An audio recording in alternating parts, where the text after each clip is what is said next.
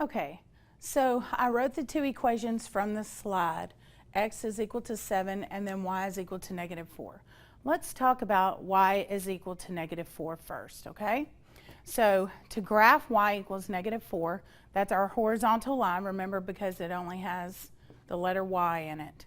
So let's go here to our axis, and we have, here's the x-axis, here's the y-axis, and remember to find y equals -4, we're going to count down. 1, 2, 3, 4.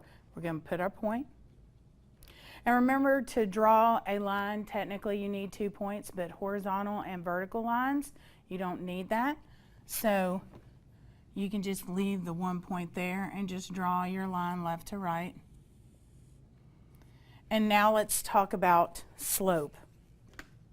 When we talk about slope, we said that the fraction for slope is rise over run, okay? The change in the vertical distance, okay, up and down, over the change in the horizontal distance left to right. So when I look at my line, if my equation is rise over run, think about the word rise. Rise means you're going up and down. You're moving vertically. So when I look at this equation or this line, am I moving vertically? Am I changing up or down at all? No, you're not. So with my fraction, because I'm not rising or I'm falling, I'm not doing either one, that is a 0. There is no change in my up and down movement on my line, okay? Now let's talk about running. Running is left to right. You know, you run left to right, frontwards, backwards. And this is where that second point would come in handy.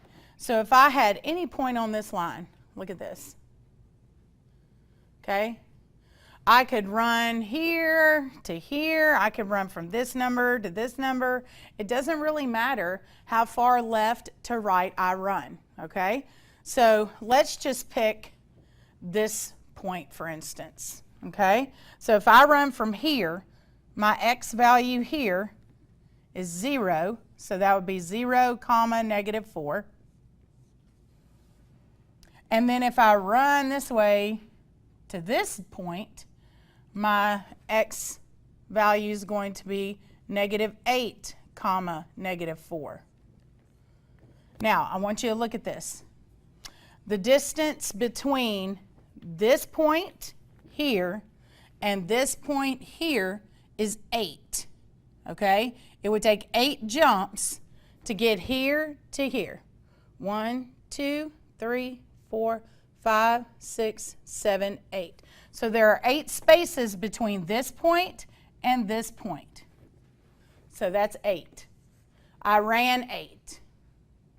But did I rise at all? No. No matter what I did not rise. My y value was -4 here, it was -4 here. There's nothing I can do to change that.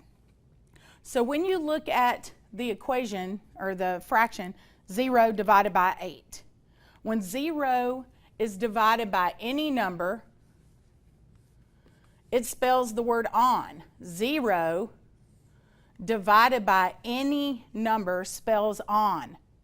That's a little shortcut cheater way to remember. And when 0 is in the numerator, when 0 is divided by anything, the value is 0. So the slope of a horizontal line is 0. Okay? Now, the next one we're going to do is x is equal to 7. So I want to erase this, and then we're going to talk about x is equal to 7. Okay, so let me erase this real fast. And when I have x is equal to 7, let's go this way from the center, and I mark 1, 2, 3, 4, 5, 6, 7. And this is a vertical line, so my vertical line goes up and down. And remember, if you want to make 1,000,000 points on this, you could. It doesn't matter. Now, when I'm talking about slope, again, I'm talking about rise over run. So let's look at what we have. Rise.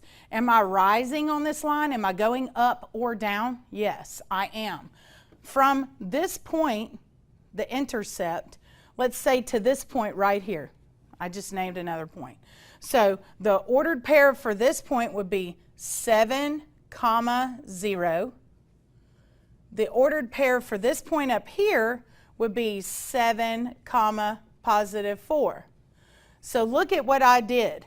I rose 1, 2, 3, 4 jumps. I rose 4 spaces. Okay? So 4. Did I run?